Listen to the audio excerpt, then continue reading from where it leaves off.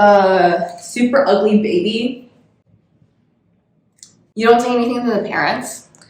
Because even if you do, they won't think that their baby is ugly, even though it clearly is. Well, I've realized that I am a parent of a not exactly ugly, but perhaps not the prettiest baby ever. And that baby is crypto. So a very long expose YouTube video about the problem that NFTs came out, and seeing all the hubbub about that, I watched a little bit of it. I've also seen some analysis, and that made me realize there's actually a lot of things that aren't good about the environment for crypto, which seems like a very basic sentence. Like, if you're not someone who works in tech or not someone who works in crypto, you're like, yes, we know crypto is bad for the environment. But that actually made me start thinking about other things. Like, I think I had the commonly held belief, like, crypto is actually good. Anything that's bad about the environment is completely overhyped and is a narrative being pushed by the media, because it's easy to write sensationalized bad stories versus like sensationalized good stories.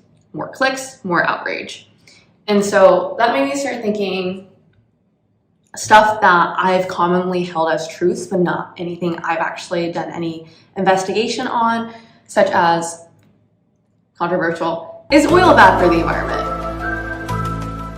I've been told about how horrible oil is for the environment, but I've never actually looked into it.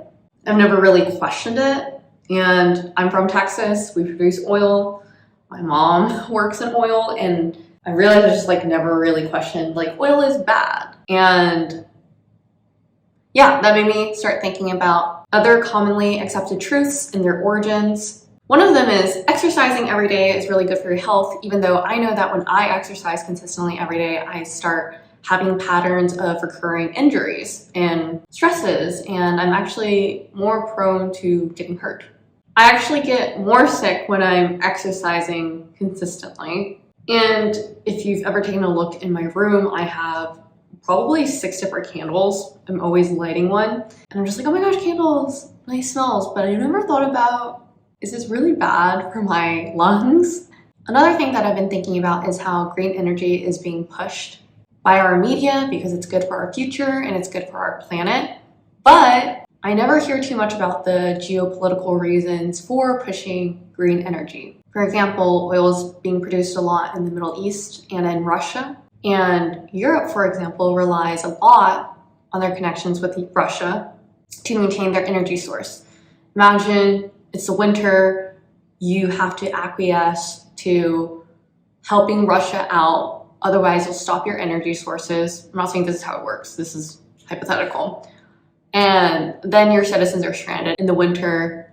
And as someone who's lived in Europe, it's very cold. If this sounds crazy to you at all, please Google Europe, Russia, energy supply. You can watch this video by BBC News, which is European. It's in English, so it's obviously biased. But if you happen to speak Russian, please link down a Russian video talking about the exact same topic and let me know what the differences are. Anyways, I started wondering if I am actually able to create an unbiased video regarding this topic and how I can even conduct proper research, because all my Google searches are going to be biased. And if I ask anyone that I know for recommendations for sources, they're clearly biased too because they work in crypto for the most part. Now that we've covered that, let's actually run the Google searches together. Okay, so now we're gonna run the Google searches together. Let's type in crypto bad climate, and these are the Google searches that come up. Is Bitcoin inherently bad for the environment? The Forbes article from a few months ago. Why Bitcoin is bad for the environment by the New Yorker. Can crypto go green by the New York Times. What's the environmental impact of cryptocurrency? Bitcoin isn't as bad for the environment as it used to be. Is Bitcoin bad for the environment? Climate controversy swirling around NFTs. So environmental impact of cryptocurrency. Okay, PC Mag, tech publication. How bad is cryptocurrency for the government? For the environment. Government. It's really bad. So, well, that's just an opinion. Anyways, when you look at this, the first page of results, if this is something that you're Googling, are about Bitcoin, not just crypto. There's 2 that are basically not about Bitcoin. One is NFTs, And the other one is general cryptocurrency here. So as someone who's involved in crypto, right off the bat, you're not getting the full picture of crypto, climate, research, and the negative effects of it, if that makes sense. What you're getting are SEO optimized results from the past few months about Bitcoin, because that gets clicks and views from the largest publications, including Forbes, the New Yorker, and the New York Times. You are not getting a balanced, well-researched piece available to you immediately. And I don't know, like that's just what you're getting if we're like looking at like researching this and what the average person would see. Okay, I'm not gonna look into those, but the next thing is crypto bad for the environment. So this is like a personal thing, but I generally really like Reddit when I'm asking a question that requires a lot of people to answer or give an opinion. I use Reddit. I don't think that's the most scientifically backed method, but I do that. And let's go through the first 2-3 results here. Is cryptocurrency really that bad for the environment? This was posted about 5 months ago. It looks like there's 36 comments and all of that. So I feel like this is pretty balanced for someone to talk about this. But yeah, so this is actually something that I say pretty often. Movie streaming, gaming, social media, these are frivolous things that consume a large amount of energy, but don't have the same reputation for environmental harm. And then this person comments that crypto is an attempt to replace the scarcity of traditional currencies with scarcity enforced by work. A person using proof of work cryptocurrency as money is replacing one way of handling the exchange of value with another that uses orders of magnitude more energy.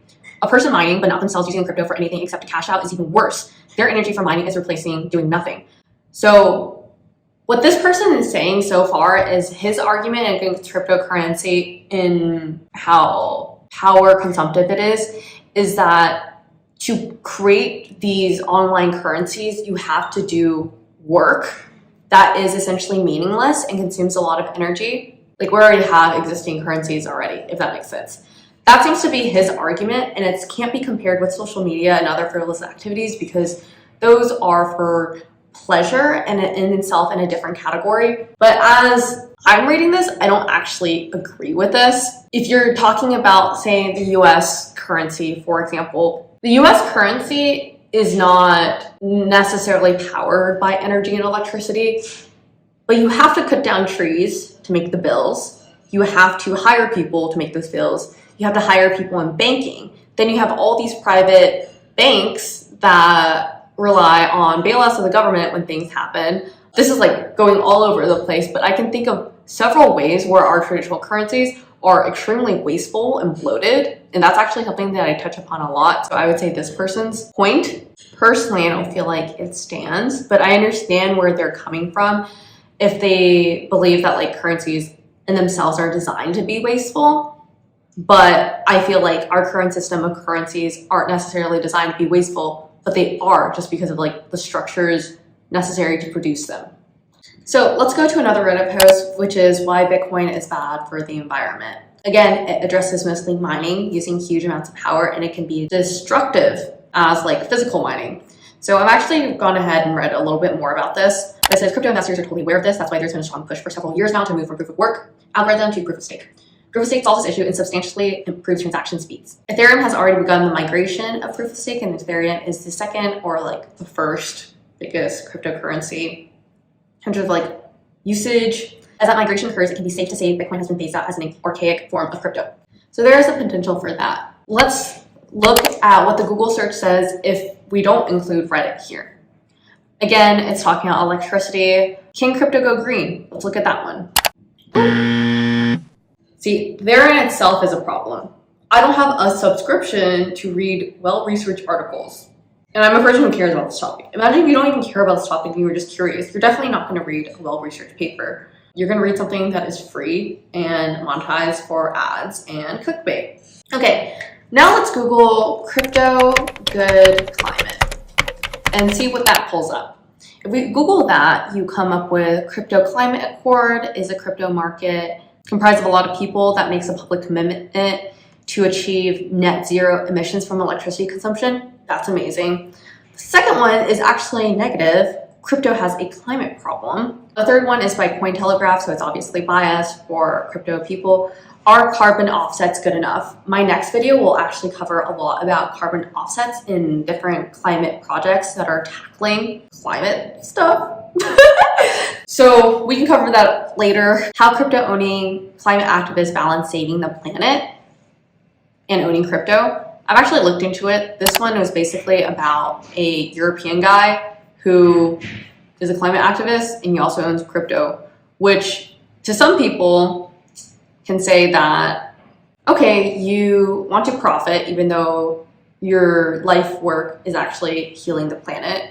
And to that, this person actually says, if I get involved in crypto at this time, it will put pressure for the crypto community to develop a solution that does tackle climate. Let's take a look at the first result again, which is cryptoclimate.org. Make crypto go green. It just looks like a bunch of people together figuring out how to make sure crypto reduces the emissions. So far these Google searches have been less than stellar. As someone who's actually in the crypto industry, this is really disappointing to see, because it means like if you're actually interested in this stuff, the resources being provided to you instantly when you have no context about what's going on is lacking. It doesn't tell you about different cryptocurrency climate projects. It doesn't tell you about how blockchain can be used in projects that specifically can't function with the existing infrastructure and why crypto technology can power it to solve certain problems.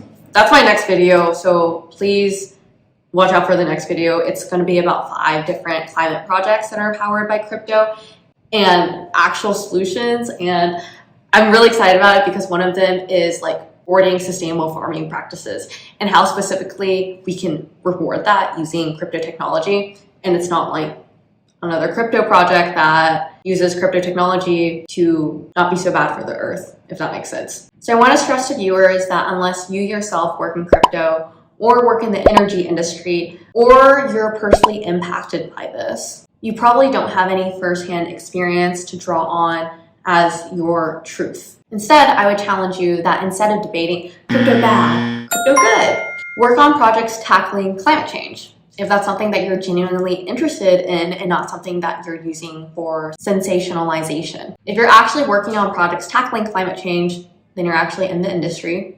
You're an insider, you're better equipped to understand it. And based on your experience, you can actually yourself determine whether crypto is bad for the environment or not. If you're interested, here are some projects that I would recommend contributing to. Number 1 is definitely rent.co. They fund carbon removal, offsets, climate policy, and conservation all in one subscription. Not being sponsored by them, don't have an affiliate link. But basically, you can, as an individual, pay them to calculate your carbon footprint, and they plant trees in your, stead. They plant trees for you so that you can actually remove the carbon, and or they partner with other organizations that plant the trees and they just facilitate the transaction, and or have other really, really interesting projects, not just for individuals, but for companies. Super cool. And you can actually look at the projects they have. One of them that is really cool is tech-enabled rainforest protection. And this is the one that I'm actually going to cover for a very specific reason, is that these rainforests are being planted, right? So Rainforest Foundation US has a monitoring program that uses satellite imagery, drone footage, and video technology to quickly detect, report, and stop illegal deforestation. By supporting this project, you are funding rainforest monitoring tools for indigenous Amazonians. So your subscription money could be going towards this, or you can get your work to step in and use their technology so that indigenous Amazonians can protect their rainforest and make sure to keep it in their culture. Okay, so as you all know, I am a grant recipient of the Iļsᴛᴏᴜᴛ Foundation, which is a cryptocurrency company, and they are partners with Ren.co. If you look at their Ren profile, it's really cool. They've offset over 2,000 tons of carbon, which means that they've planted 132,000 pine trees absorbing CO2. And they were actually second in offsetting the most amount of carbon in 2020. There's other really, really cool things that Ren has done with Celo, but I'm going to move on to the next project now. So Claim a DAO made a huge splash when they came out because basically They're a cryptocurrency where every time you use it and you use the network, a part of the carbon in the world is offset. So basically anything that you use on this network, you offset carbon. They're also really well known for having their price do like a very massive increase. This was like a few months back.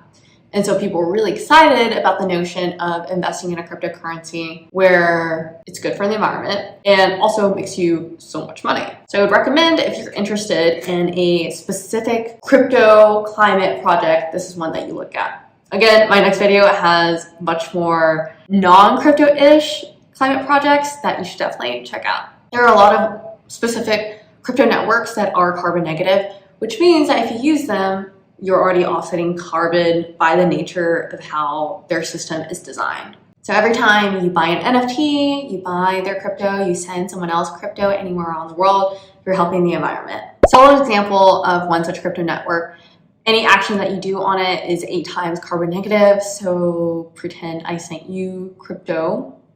Please stay tuned. Pretend I send you crypto. That means it's as if I didn't send you crypto 8 times, and it removes that amount of carbon from the world. I had done a few TikToks about climate and crypto on my TikTok, and if you answered the quiz correctly, then you were rewarded with crypto. And you can find my TikToks here. And also a huge surprise is that there is a quiz available. You can look at the first question of the quiz here. And keep in mind, if you answer the quiz correctly, make sure to put in your address so that you can receive a crypto surprise and reward for actually learning everything about climate in this video. And keep an eye out for the next video, because this entire 17-part series is going to reward you for actually learning about what we discussed here and checking your knowledge. I'll see you guys in my next video.